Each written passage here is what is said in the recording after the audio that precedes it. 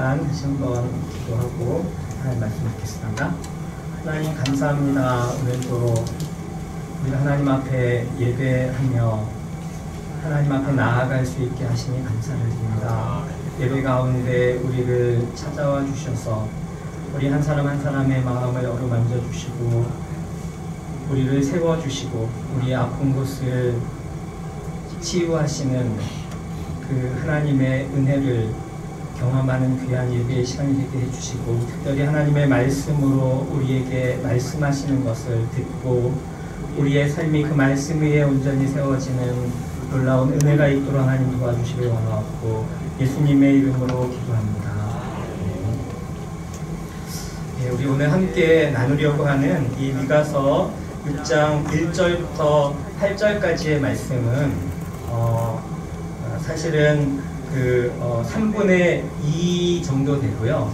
우리 9절부터 16절까지의 말씀이 마지막 3분의 1입니다. 그래서 오늘 사실 말씀은 미가서 6장 전체를 저희가 같이 보려고 합니다.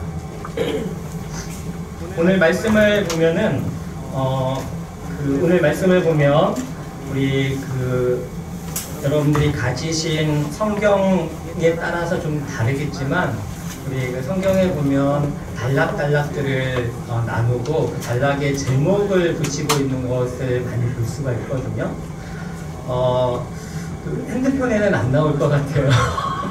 아마도 앱에 따라서 좀 틀리긴 하겠지만 그러나 이제 색깔도 이렇게 파란색이나 혹은 빨간색이나 이런 색으로 해서 아마 돼 있을 텐데 그런데 제가 가진 성경에 보니까 우리 1절부터 5절까지를 나눠서 제목을 뭐라고 붙이고 있냐면 여호와께서 이스라엘과 변론하시다 이렇게 붙여놨어요. 저랑 동일한 제목이 다 있으신가요? 네, 그 다음에 우리 6절부터 16절까지는 여호와께서 구하시는 것, 그죠? 이렇게 이제 제목이 붙어 있는데 그 제목이 굉장히 도움이 되는 것 같아요. 그래서 좀 참고를 하시면 좋을 것 같고요. 오늘 말씀의 제목은 제가 질문, 자문, 그리고 답을 보이심 이렇게 한번 잡아봤습니다. 우리 오늘 말씀을 잘 읽어보면 하나님이 우리를 향해서 실제로는 이스라엘을 향해서겠죠. 그러나 이스라엘을 향해서 던졌던 그 질문을 오늘 우리에게로 초점을 맞춰서 우리에게 던지시는 질문이 하나님의 질문이 굉장히 여러 가지로 지금 제시가 되고 있는 것을 볼 수가 있습니다. 질문이 있고요. 그 다음에 누가 시켰는지는 잘 모르겠지만 스스로 자문하는 그러한 말씀이 또 나와요. 그 자문하는 말씀이 바로 우리 오늘 같이 찬양을 불렀던 내가 무엇을 가지고 높으신 여호와 앞에 나아가며 높으신 하나님께 경배할까 스스로 자문하는 거죠. 그죠? 그리고 하나님이 그 자문에 대해서 답을 정확하게 보이실 뿐만 아니라 그 답이 어떻게 우리의 삶에 와서 맞닿아야 되는지 그것까지 이렇게 말씀하고 계신 것이 바로 오늘 미가서 6장이라고 보시면 되겠습니다. 우리 6장 1절에서부터 한번 잠깐 보시면 제가 우리 가정 예배를 위한 하브루타의 질문에 그런 질문을 제가 던졌는데요. 1절부터 쭉 보면은 굉장히 반복되는 단어가 있거든요. 그 반복되는 단어가 뭐냐면 너희는 여호와의 말씀을 들을지어다. 너는 일어나서 산을 향하여 변론하여 작은 산들이 내 목소리를 듣게 하라. 그죠? 저는 교회 올 때마다 도봉산을 바라보면서 이렇게 수락 리버시티 거기 이렇게 이제 고가소를 넣고 나면은 도봉산이 쫙 펼쳐져요. 오늘은 도봉산이 너무 선명하게 보인다. 굉장히 공기가 좋구나. 오늘은 제가 너무 어떤 생각을 했냐면 저 도봉산 하얀 저 바위 덩어리가 얼마나 추울까 그런 생각을 제가 하기도 하고 왠지마다 조금씩 틀린데 그런데 이 산을 향해서 내 목소리를 듣게 하라 라고 말씀하시고 있어요. 2절에 보니까 너희 산들과 땅의 견고한 지대들아 너희는 여호와의 변론을 들으라. 내가 우리에게 너희는 일어나서 산을 향하여 변론하라 라고 말을 하고, 그리고 작은 산들이 내 목소리를 듣게 하라 라고 말하는데 2절에 보니까 너희 산들과 땅의 견고한 지대들아 너희는 여호와의 변론을 들으라. 하나님이 그 산들을 향해서 변론을 하신다는 것이죠. 그리고 여호와께서 자기 백성과 변론하시며 이스라엘과 변론하실 것이다. 이 변론이라는 말이 무려 4번이나 사용이 돼요. 여러분 변론 해보셨나요? 솔직히 나는 변론을 해봤어요 하고 하시는 분 있으실까요? 어디 가서 변론을 하죠? 어디 가서 변론을 하실까요? 재판정에 가서 변론을 하겠죠, 그죠? 그리고 3절에 보니까 이르시기를 내 백성아 내가 무엇을 내게 행하였으며 무슨 일로 너를 괴롭게 하였느냐 너는 내게 증언하라 라고 말해요. 변론과 증언이라고 하는 이 단어가 쓰이는 것을 보면 이 미가서 6장 1절, 2절, 3절의 그 상황은 지금 재판의 상황이다. 재판정 앞에서. 그런데 사람이 산을 향해서 말을 하고 그 다음에 여호와께서 또 산을 향해서 말을 하고 그리고 이제 따지는 것이죠. 내 백성아 내가 무엇을 내게 행하였으며 무슨 일로 너를 괴롭게 하였느냐. 여러분들 혹시 우리의 삶 가운데서 이런 하나님의 질문을 받아보셨나요?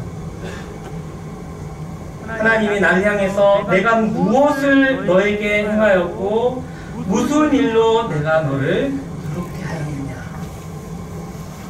이 질문을 우리는 아마 많이 받아볼지도 모르겠어요. 우리가 살아가면서 좀 피곤하면 어떤 그 현상이 공통적으로 나타나냐 하면 아무 생각이 없죠. 그죠? 생각이 복잡하면 근데 이제 우리가 좀 피곤하면 모든 거 다 그냥 피곤해 죽겠는데 뭘 아무 생각 없이 살아가는 그러한 가운데서는 이런 질문이 절대로 들리지 않아요. 그러나 무엇인가를 생각해야 되고 생각하고 또 생각을 하다 보면 하나님의 이러한 질문이 우리 삶 속에 깊이 파고들 줄 믿습니다. 4절에 보니까 내가 너를 애굽 땅에서 인도해내어 종노릇하는 집에서 속량하였다라고 말을 하고 있습니다. 속량이라는 말은 반드시 값을 치르고 구해내는 것을 말하는 것이죠. 그리고 모세와 아론과 미리암을 내 앞에 보내었다라고 이렇게 말합니다. 이게 첫 번째 하나님이 그 증언하라라고 하는 것에 대해서 하나님이 대변하시는 것이죠. 말을 못하는 것 같은데 내가 말을 해줄게. 첫 번째 애굽 땅에서의 속량, 그리고 모세와 아론과 미리암을 내 앞에 보내는 것. 두 번째 내 백성아 너는 모압 왕 발락이 꾀한 것과 무올의 아들 발람이 그에게 대답한 것을 기억하라라고 말을 해요. 성경을 많이 읽으시는 분들은 이렇게 딱 말을 하면 이게 무슨 이야기지 하고 딱 아실 거예요. 그런데 무슨 이야기지? 하고 생각하시는 분은 성경을 조금 더 열심히 읽으셔야 돼요. 어디에 나오는 말씀이죠? 우리 민수기에 나오는 말씀이죠. 여러분 민수기 오늘 가서 한번 읽어보시죠. 내 백성아 너는 모압 왕 발락이 꾀한 것과 무올의 아들 발람이 그에게 대답한 것을 기억하며 그 다음에 시딤에서부터 길갈까지의 일을 기억하라. 이 미가 선지자는 조금 좀 고약한 것 같아요. 어떤 일을 기억하라라고 하지 않고 시딤에서부터 길갈까지의 일을 기억하라. 자, 우리 누가 한번 설명해 보실까요? 시딤에서부터 길갈까지의 일이라고 딱 표현된 이 표현은 무엇을 말하는 것이다? 우리 목장 예배 드릴 때 꼭 질문을 우리 목자 되시는 분들이 꼭 질문을 해서 대답을 정확하게 하시는 분에게는 상품을 주시면 좋을 것 같습니다.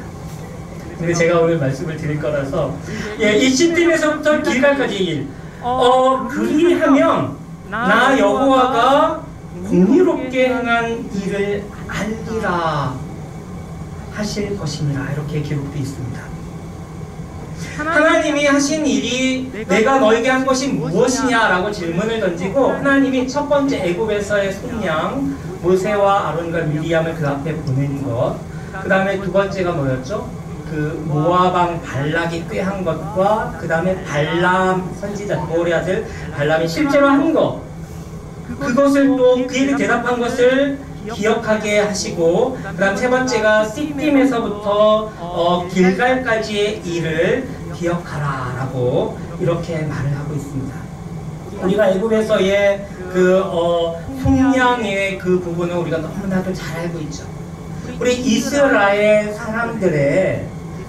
사람들의 정신사라고 조금 어렵게 표현한다면, 이스라엘 사람들의 모든 사람들의 이 머릿속에 혹은 기억 속에 들어있는 가장 중요한 사상이라고 한다면 바로 그것이 출애굽 사상이에요.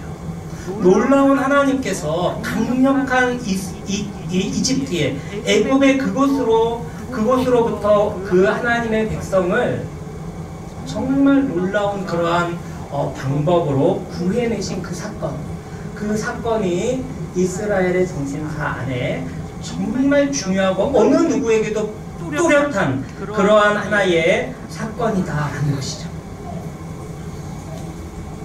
그런데 그 기억이, 출애굽에 대한 그 기억이 이스라엘에 하는 역할은 무엇이었을까요? 제가 저희 그 교회에 제가 숨겨진 사실을 제가 고백을 할 게 몇 가지가 있는데, 지하 주차장 들어올 때 제가 가슴이 쿵쾅쿵쾅거리고 굉장히 어려워졌어요. 왜냐하면 제 차가 사고가 난 적이 있는데, 자동차 고치는 공장에서 저에게 렌트를 빌려준 적이 있어요. 고치는 동안에. 근데 제가 그 차를 끌고서 교회에 들어오는데, 들어오다가 옆에를 부딪혔어요. 그리고 왜 그랬는지 모르겠어요. 왜 이렇게 샥 들어오는 스타일이었는데 내려오다가 부딪힌 거예요.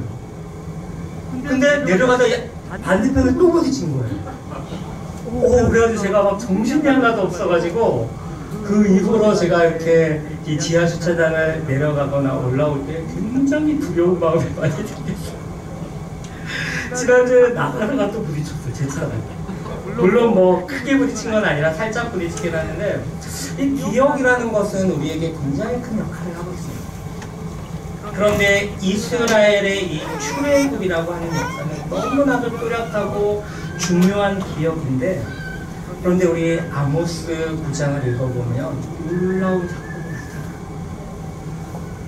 아모스 선지자가 이스라엘을 향해서, 야, 하나님이 너희를 출애굽시키신 그 사건을 너희가 기억할 텐데, 하나님은 출아람, 그 다음에 출블레셋을 하기도 하신 분이다. 하나님은 이스라엘에게 너무나 특별한 분이신 것은 분명한데, 너희가 그 기억을 희미하게 가지고 잃어버리고 그 기억이 실제로 너희의 삶에 어떤 역할을 하지 못할 때에 그 기억은 아무런 의미가 없어질 수 있다는 것을 아모스 선지자가 경고를 하고, 9장에 한번 여러분 읽어보세요. 그런데 여기에 하나님이 그 출애굽의 속량, 그것을 말씀하시고, 두 번째 보면 모압왕 발락의 그 사건, 모압왕 발락이 그 이스라엘을 저주하기 위해서 그렇게 노력하고 술수를 쓰지만, 그러나 보올의 아들 발람의 입으로부터 나온 것이 오히려 이스라엘에 대한 축복이었다는 것이죠. 그것을 하나님은 기억하게 하신다는 것이죠. 그리고 시딤에서 길갈까지의 일, 요단강을 건너기 전과 건넌 다음에 그 사건의 중간에 선명하게 기억되는 것이 있죠. 머릿속에 이제 기억이 좀 나시죠? 그리고 거기에 12개의 돌, 우리 예전에 우리 목사님께서 여호수아 설교하실 때에 그때 일이 기억이 나시고, 시팀에서부터 길갈까지의 그 사건, 이 요단강 저는 가보진 못했지만 별 볼일 없는 그런 강이 심해와 같은 것이라 그러지만 물이 넘쳐날 때는 이 언덕에 넘쳐오르는 그 요단강에 거기에 그 물을 하나님이 막으시고, 그리고 거기에 이 12돌을 쌓아서 기념비를 만들어 놓은 곳이라는 것이죠. 모든 이 세 가지의 사건은 다 이스라엘의 기억과 연결이 되는 그런 중요한 사건들이에요. 그러나 이 기억이 이들의 실제의 삶에 어떤 역할을 하냐는 것이죠. 제가 참 부끄럽고도 죄송한 또 한 가지의 고백을 제가 하려고 하는데요. 어느 연도였는지는 제가 정확하게 기억이 나지 않는데, 제가 원주 치악산에 우리 초등학교, 중학교, 제가 자란 탄광촌의 구한이라는 곳에서 제가 초등학교 3학년 때부터 중학교 3학년 1학기까지 제가 그곳에서 자랐는데, 그때에 우리 새카만 탄광촌에서 같이 놀고 지내던 그 동문들이 원주 치악산 구룡사 있는 그쪽 부근에서 만난 적이 있었어요. 근데 어떤 한 친구가 저한테 다가와서 너무너무 반갑게 자영아 그래서 그래 악수를 하는데 기억이 안 나는 거예요. 아마 동창회 가보신 분들은 많이 아마 그런 경험을 하셨을 텐데, 그래 기억이 안 나요. 이 친구가 누구였더라? 그 친구의 이름은 기영이라는 친구였어요. 그런데 제가 그래서 그 동문회 내내 마음이 좀 불편하더라고요. 가서만 옆에 가서 막 친한 척을 하고 뭐 어떻게 지냈냐 막 이야기를 하는데, 막 이야기를 하면서도 계속 머릿속에서 그 친구가 누구였지? 이름은 이제 막 이렇게 막 말하니까 이름은 기억이 나는데, 근데 좀 그래서 조금 불편했었는데 제가 집에 와가지고 깜짝 놀랐어요. 어떻게 이럴 수가 있지? 도대체 어떻게 내가 이렇게 기억을 잃어버릴 수가 있지? 왜냐하면 그 친구가 그곳에서 저의 가장 친한 친구였어요. 정말 너무너무 충격적이었어요. 그 친구가 저랑 정말 친한, 맨날 같이 다니던 친구였는데 그 친구에 대한 기억을 제가 잃어버렸던 것이죠. 그래서 지금까지도 미안해요. 그 친구가 너무 미안해서 어저께 저희 예배 마치고 가면서 이 친구를 어떻게 연락처를 다시 좀 찾을 수 있으면 전화라도 한번 해봐야지 하고 뒤지는데 없더라고요. 제가 어제 집에 운전하고 가면서 내내 그 생각을 했었어요. 저희 식구들은 모를 거예요. 머릿속에 계속 제가 이 친구를 어떻게. 근데 이 친구의 우정이 기억을 상실하면서 결국은 실제화되지 않는다는 것이죠. 제 표정을 보고서 아마 그 친구가 굉장히 실망했을지도 모르겠어요. 그 이후로 연락이 없으니까. 이 기억이라는 것이 굉장히 우리의 삶에 중요하다는 거죠. 그래서 이 미가서 6장 1절에서 3, 4, 5절 특히 4절과 5절에서 하나님은 이스라엘에게 이 기억을 해내도록 지금 말씀하고 있습니다. 그런데 6절에 보니까 내가 무엇을 가지고 여호와 앞에 나아가며 높으신 하나님께 경배할까? 이 6절의 이 자문, 우리가 이제 두 번째 자문으로 넘어갔는데, 그런데 누가 왜 어떤 내용을 가지고 지금 스스로 묻는 것인가? 그런데 하나님께 내가 뭔가를 하고 싶을 때가 있으세요? 갑자기? 공연히? 우연히? 아니면 때가 되니까? 때가 되면 우리 하나님께 감사해야 되죠. 그죠? 그런데 하나님께 이번엔 우리 생일이 되면 굉장히 힘들잖아요. 그죠? 우리 학생부, 청년부 선물 교환하는데도 선물 무엇을 살까 아주 고민이 굉장히 크더라고요. 생기면서 고르고 하는 분. 근데 이 6절에 이 내가 무엇을 가지고 여호와 앞에 나아가며 높으신 하나님께 경배할까라고 하는 이 질문을 왜 던질까? 지금 사람들이 스스로 그것도. 왜냐하면 기억이 나는 듯 기억이 떠오르니까, 그죠? 하나님께서 말씀하시는 이 5절까지 이 상황에 대해서 그래, 그렇지. 그러면 내가 무엇을 가지고 여호와 앞에 나아가지?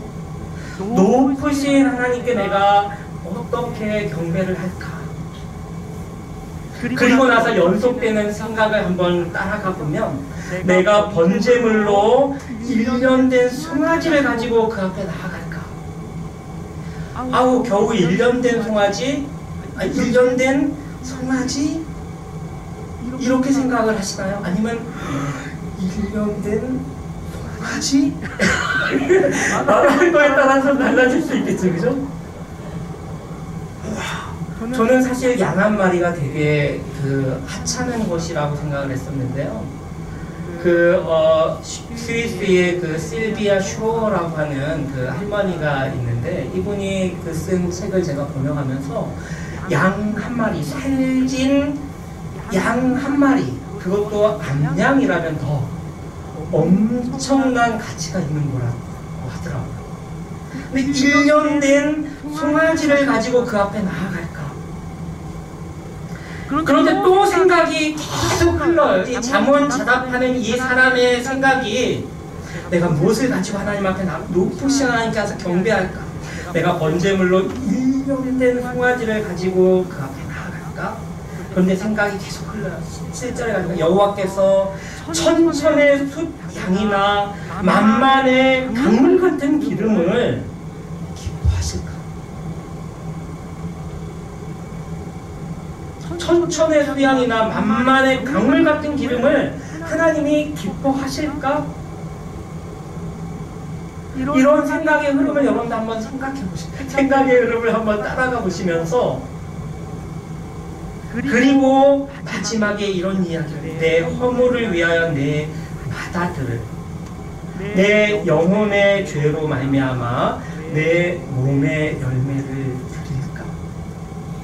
이 마지막 단계는 무엇을 말하는 것일까요?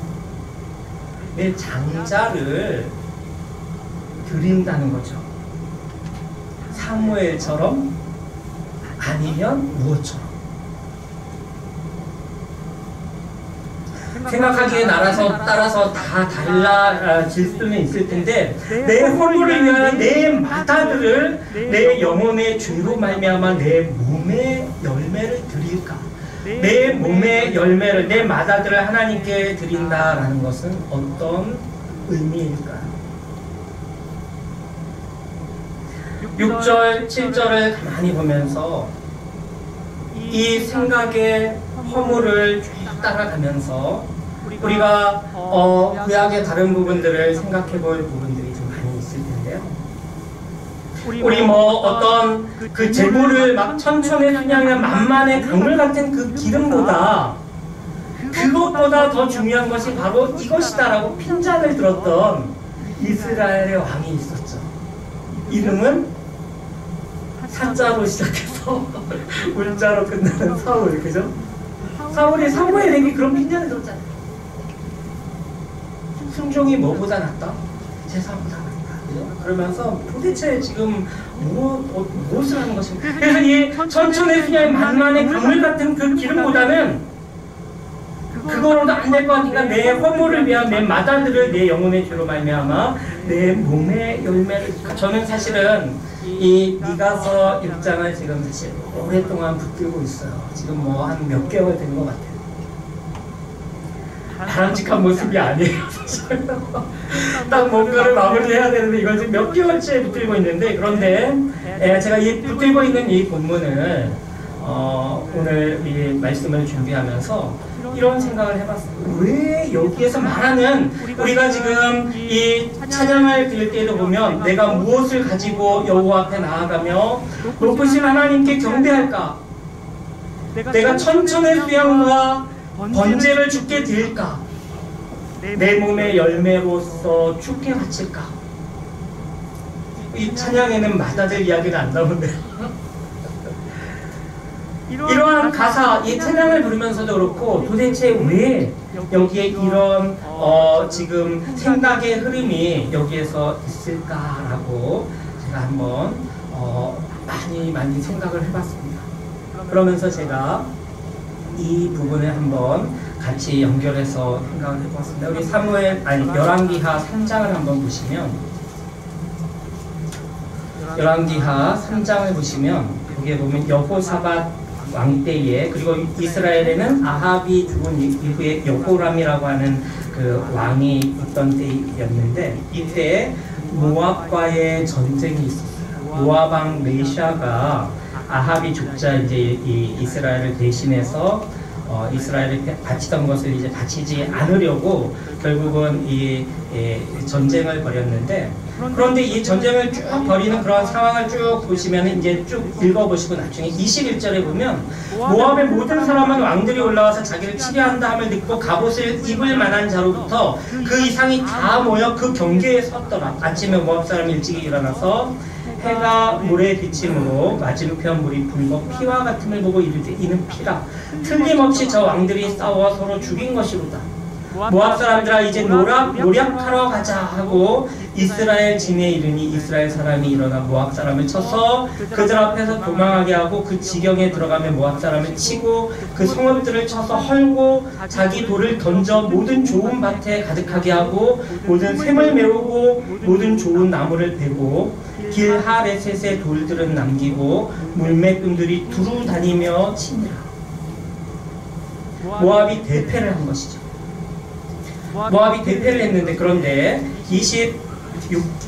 26절에 보면 모압 왕 메샤가 전세가 극렬하여 당하기 어려움을 보고 칼찬 군사 700명을 거느리고 돌파하여 지나서 에돔 왕에게로 가고자 하되 가지 못하고, 아주 진퇴양난인 거죠. 아주 굉장히 어려운 그러한 상황에 모압이 이렇게 패전의 그러한 위기에 있는데, 27절에 이에 자기 왕위를 이어 왕이 될 맏아들을 데려와 성 위에서 번제를 드린지라.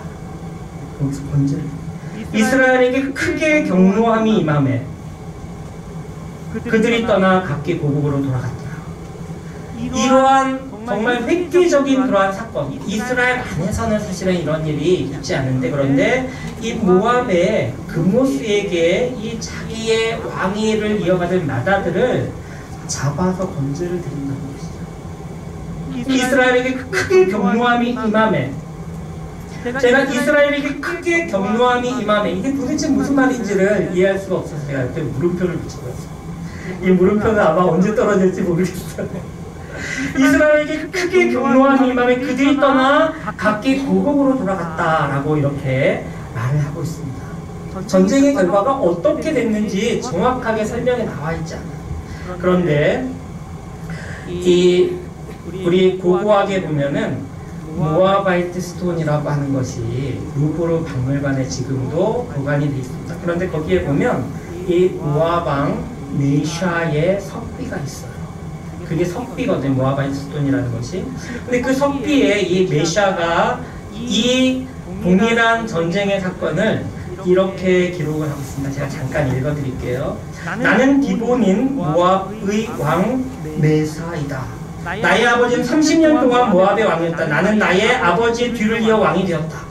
그리고 나는 금오스를 위하여 산당을 만들었다. 왜냐하면 그는 모든 왕들로부터 나를 구원해 주었고 모든 원수들을 제압하게 해주었기 때문이다. 오므리가 아합의 아합 왕조가 오므리 왕조잖아요. 오므리는 이스라엘의 왕이었다. 그는 수년 동안 모압을 압제하였는데 그러나 나는 그와 그의 집, 즉 왕조를 제압했고 이스라엘은 폐허가 되었다. 오므리는 메데바의 전 지역을 소유하고 있었다.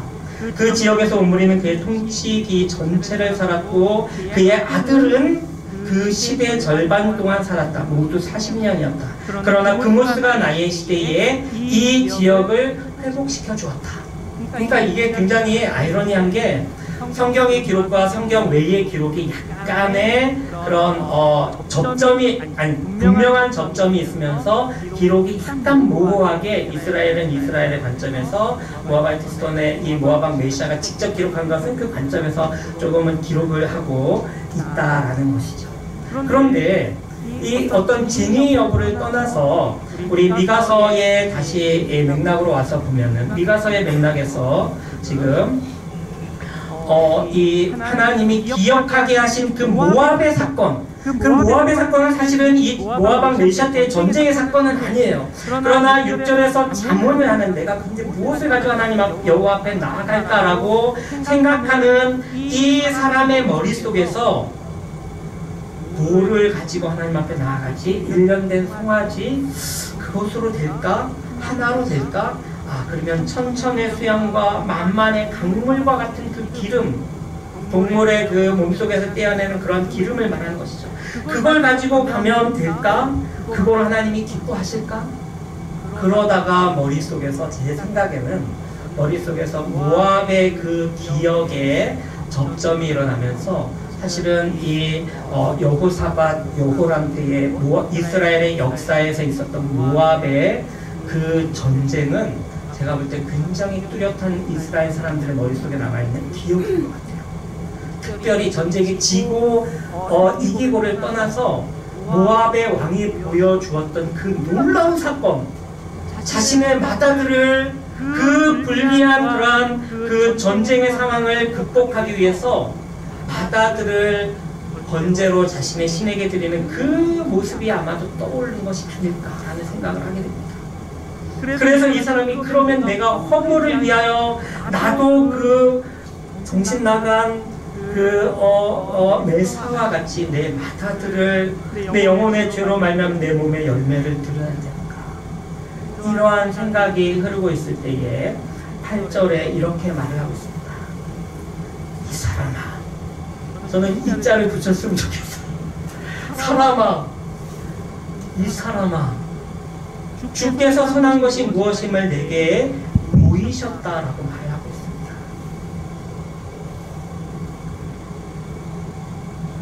우리 가끔 우리가 하나님을 경외해야 된다고 하는데 우리가 어떻게 하나님을 경외할 수 있죠? 이런 질문들 참 많이 하셔요. 우리가 무엇을 해야지만 공의를 행하는 것이죠? 이런 질문도 굉장히 많은 사람들이 던져요. 어떻게 살아가는 것이 바른 삶이죠? 예수님은 다 보여주셨잖아요. 우리가 옳은 길 따르라 의의 길 할 때 그 찬송할 때도 보면은 가사를 잘 생각해 보면 우리 예수님께서 이미 다 보여주셨어요. 길을 열어놓으셨어요. 그 길을 갖기만 하면 돼요.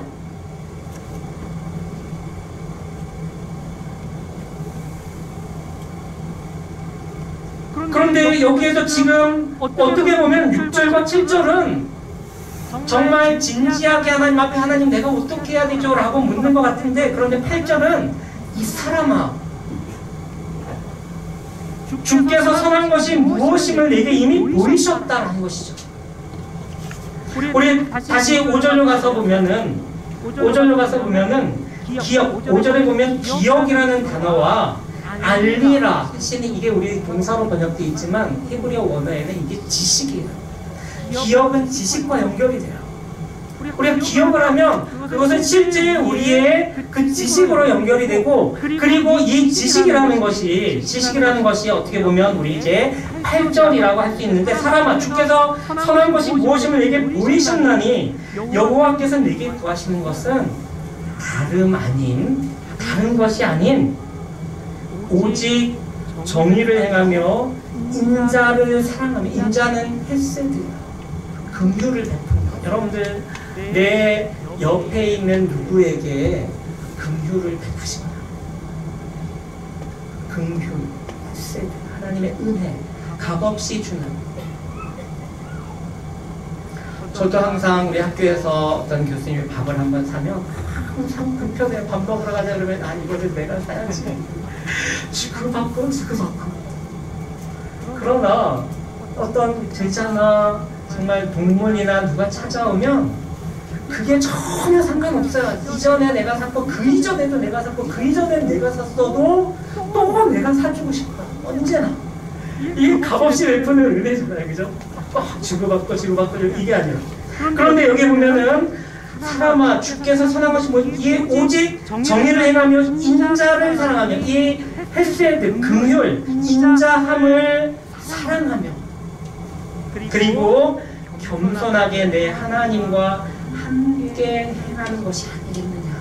다 알면서 이 사람아 저는 여기다가 이자를 붙여놨습니다. 빨간 글씨로 정신을 차리세요. 이 사람아 주께서 사는 것이 그런 맥락으로 저는 오늘 말씀을 읽어봤습니다. 그런데 우리 그 마지막 세 번째 말씀을 보면 조금은 놀라운 말씀이 기록되어 있습니다. 이 8절을 제가 지식이라고 정의를 했는데 그런데 이 지식이 지식으로만 모르면 사실은 아무것도 아닌 것 같아요. 우리는 무엇이 올바른 길인지 모를 수가 있지만 그러나 잘 생각해보면 우리는 이미 그것을 답을 알고 있죠. 알고 있어요. 다 알고 있는데 그 알고 있는 것에서 그러면 우리는 또 어떻게 옮겨가야 되냐 그것을 생각을 해봐야 될 것 같습니다. 9절에 보니까 여호와께서 성읍을 향하여 외쳐 부르신다라고 말씀하십니다. 여호와께서 성읍을 향하여 그 성읍에 가득한 사람들을 향해서 하나님이 나의 이 말을 분명하게 들으십시오라고 외쳐 부르시나니 지혜는 주의 이름을 경외함이냐. 너희는 내가 예비되었나니 그것을 정하시니까 누구인지 들을지어다. 지혜는 여기서 히브리어로 투시아라는 그런 표현이 쓰는데요. 이거는 통찰력이에요. 통찰력. 그 지혜는 주의 이름을 경외하는 것이다 라고 말을 해요. 그런데 지혜와 주의 이름을 경외함 혹은 주를 경외함, 우리 구약 성경에서 굉장히 중요한 개념으로 항상 나오는 주를 여호와를 경외함, 주의 이름을 경외함이라는 그것에 오늘 미가 선지자는 하나의 개념을 더 덧붙이는 그것이 무엇이냐면 예비된 매예요. 매 맞아보셨나요? 방빗자루 거꾸로 뒤집어서 이렇게 붙잡은 그 매가 혹시 머릿속에서 아른거리시는 분은 저의 세대일 것 같아요. 저희 어머니가 항상 그 거꾸로 들고서 1번부터 너도 마찬가지예요. 그럼 저 막내니까 맨 마지막에 하나까지 오겠구나. 그런데 막내에 가서는 너도 마찬가지야 라고 말하는데 매를 대시지는 않더라고요. 저는 항상 이 매를 예비된 매, 그런데 그것이 하나님의 손에 들려있다는 것이죠. 예비된 매가 있는데 그것을 정하시니까 누구인지 들을지어다라고 들을지니라라고 말하면서 10절에 하나님이 세 가지의 질문을 던져요. 악인의 집에 아직도 불의한 재물이 있느냐? 악인의 집에 아직도 불의한 재물이 있느냐? 두 번째, 축소시킨 가증한 에바가 있느냐? 에바는 뒷박이라고 볼 수 있거든요. 그리고 이렇게 이제 곡식을 축소시킨 가증한 에바가 있느냐? 두 번째, 세 번째, 내가 만일 부정한 저울을 썼거나 주머니에 거짓 저울추를 두었으면 깨끗하겠느냐? 이 세 가지의 질문은 어떻게 보면 하나님이 8절에서 여호와가 내게 구하시는 것이 오직 정의를 행하며 인자를 사랑하며 겸손히 내 하나님과 행하는 것을 그렇게 할 거야 나 그렇게 할 거야 라고 생각을 하는데 거기에서만 생각을 하고 그렇게 해야지. 우리 2021년 그렇게 결산하고 2022년은 그렇게 이제 나는 예산을 세울 거야, 그런 계획을 세울 거야 라고 말할 수 있어요. 그러나 하나님은 그것에서 그치지 않고 하나님은 정확하게 다시 말씀하시고 매를 들고서 말씀하시죠. 악인의 집에 아직 불의한 재물이 있느냐? 축소시킨 가증한 에바가 있느냐? 만일 내가 부정한 저울을 썼거나 주머니에 거짓 저울추를 두었으면 깨끗하겠느냐? 그러면서 12절부터 쭉 읽어보면 하나님의 무서운 심판의 그 말이 선포가 되고 있습니다. 13절에 보면 그러므로 나도 너를 쳐서 병들게 하였으며 내 죄로 말미암아 너를 황폐하게 하였나니 내가 먹어도 배부르지 못하고 항상 속이 빌 것이며 내가 감추어도 보존되지 못하겠고 보존된 것은 내가 칼에 붙일 것이며. 제가 아는 어떤 분이 보물을 어디다 숨겨놨는데 어디다 숨겨놨는지를 기억을 하지 못해서 결국은 그 상태에서 돌아가셨어요. 자식들이 찾아낼 수 있었을까요? 없었을까요? 못 찾아냈죠. 감추어도 그것이 보존되지 못하는 것이죠. 보존된 것은 내가 칼에 붙일 것이며 내가 씨를 뿌려도 출소하지 못할 것이며 감람 열매를 밟아도 그 기름을 짜기 위해서 밟아도 기름을 내 몸에 바르지 못할 것이며 포도를 밟아도 술을 마시지 못하리라. 너희가 오므리의 율례와 아합의 집의 모든 예법을 지키고 그들의 전통을 따르니 이거는 잘못된 길을 따르는 것을 말하는 것이죠. 내가 너희를 황폐하게 하며 그의 주민을 사람의 조소거리로 만들리라. 너희가 내 백성의 수욕을 감당하리라. 이렇게 말을 하고 있습니다. 이제 오늘 말씀을 간략하게 정리하고 오늘 마치려고 합니다. 우리가 하나님에 대한 지식을 얻기 위해서 중요한 것은 그 전에 우리 하나님이 하신 일, 기념비적인 일들을 우리가 꼭 기억하는 것이 너무너무 중요한 것 같아요. 그것을 토대로 우리에게는 올바른 그러한 지식을 가질 수 있을 것입니다. 그 지식은 무엇이 바른 것인지 거기에 대한 지식. 그러나 이 지식에서 아는 지식은 반드시 우리의 삶에 연결되는 것입니다. 제가 월요일날 우리 학교에서 채플에서 설교를 할 때에 제가 그런 얘기를 한 적이 있어요. 제가 그 얘기를 잘했는지 못했는지 잘 모르겠어요. 어저께 주일이었는데 이 대한민국의 수많은 교회에서 수많은 예배들 가운데서 하나님의 말씀이 선포되었을 텐데 그렇다면 그 선포된 말씀, 물론 예배 시간에 주무시는 분들은 다 계시지 않겠지만 정신을 똑바로 차리고 그 말씀을 듣고 깨달은 분들이 수없이 많을 텐데 그렇다면 오늘 월요일에 대한민국이 변해야 되는 게 아닐까요? 제가 그런 이야기를 했어요. 우리가 항상 하나님의 말씀이 우리의 삶 속에 적용된다면 우리의 삶은 무섭게 변해가겠죠. 우리가 무엇이 옳은지를 깨달을 때 그 옳은 길로 단 한 발짝씩만 모든 사람들이 옮긴다면 그것은 정말 무서운 그러한 영향력이 된다라고 볼 수 있을 것 같아요. 오늘 우리가 우리 삶 속에서 특별히 우리 연말 우리 마지막 오늘 주일 예배인데요. 우리가 한 해를 이제 결산하는 그러한 시점에 그리고 이제 한 해를 새롭게 준비하는 그러한 시점에서 우리의 삶을 미가 선지자의 이 6장의 이 말씀 속에 잘 한번 비춰봤으면 좋겠어요. 그러면서 내가 진정 무엇을 가지고 여호와 앞에 나아가며 그 높으신 하나님은 우리의 삶 속에 얼마나 깊이 들어와 계신지 몰라요. 하나님은 이 피조물에 해당되지 않는 창조주이시면서 이 피조 세계로 아들을 보내셔서 우리의 삶의 깊은 자리까지 침투해서 우리를 위해서 은혜를 베푸시고 우리의 삶을 생명을 주시는데 그런데 우리는 그 하나님의 이렇게 행하심에 부합하는 삶을 살아야 되지 않을까요? 그렇죠? 그래서 우리가 이 하나님의 말씀이 잘 이 말씀에 비춰보면서 정말 우리는 무엇을 가지고 우리가 그리스도인으로 살아가며 우리가 하나님 앞에 자녀로 예수님의 그 속량하시는 그 피값으로 우리가 구원의 자리에 있는 우리는 어떻게 정말 살아갈 것인가, 구체적인 우리의 삶의 어떤 모습을 보일 것인지 깊이 생각하는 그러한 우리 말씀이 되었으면 좋겠습니다. 우리 이 시간에 같이 찬양을 드리시고 우리 잠깐 했으면 좋겠습니다. 우리 이 찬양의 가사를 우리 깊이 생각을 했으면 좋겠습니다.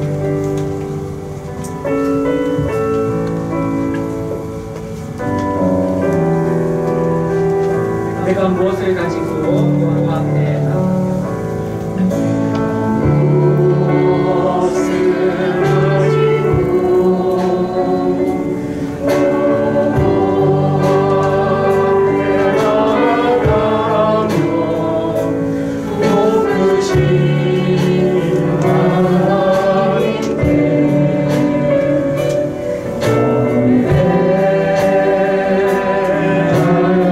천천의 수양과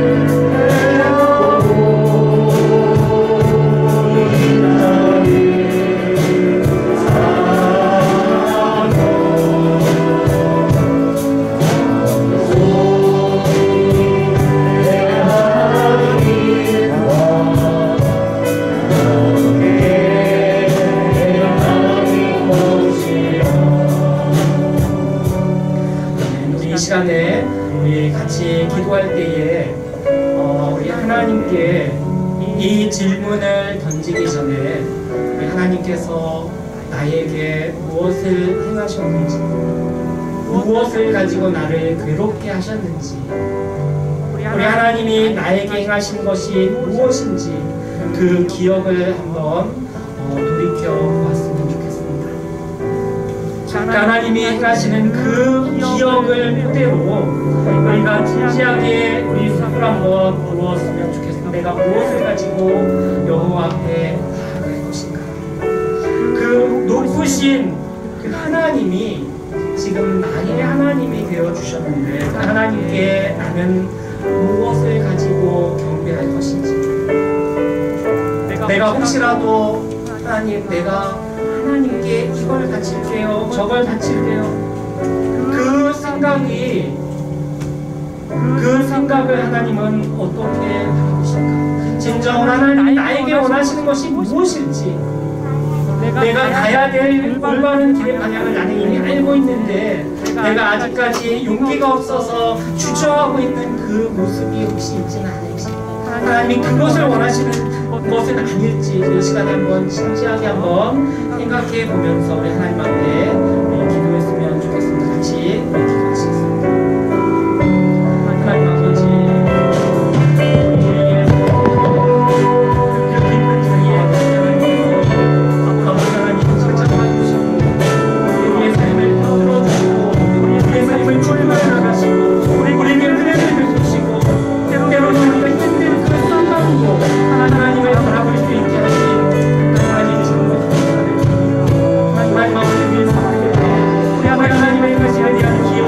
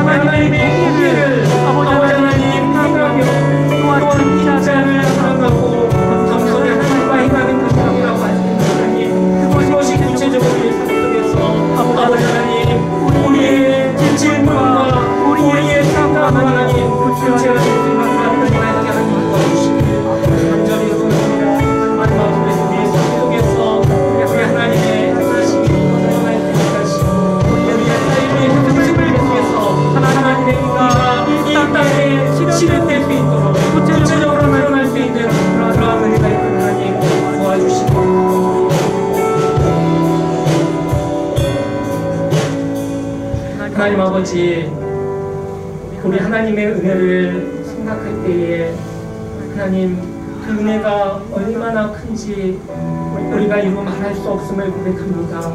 하나님 아버지, 무엇보다도 독생자 예수를 이 땅에 보내주시고 창조주이신 하나님께서 이 피조물의 세계 가운데 오셔서 또한 비천한 우리의 삶의 그 자리에까지 하나님께서 와주셔서 우리로 하여금 살게 하시고 우리로 하여금 생명을 주시고 우리로 하여금 그 많은 은혜 가운데 살아가게 하신 그 하나님을 우리가 기억합니다. 하나님 아버지, 그러므로 우리 하나님께서 우리에게 보여주신, 우리에게 알려주신 그 공의의 길을 갈 수 있게 하시고 우리 주변에 있는 모든 사람들에게 긍휼을 베푸는 그러한 일을 하게 하시고 우리가 겸손한 마음으로 우리 하나님과 동행하는 그러한 삶을 살 수 있는 저희를 되게 도와주시기 바랍니다. 예수님께서 이 땅에 그 삶을 통해서 우리에게 보여주신 그 길을 하나님 우리가 묵묵히 따라갈 수 있는 저희들 될 수 있도록 하나님 인도해 주시길 바랍니다.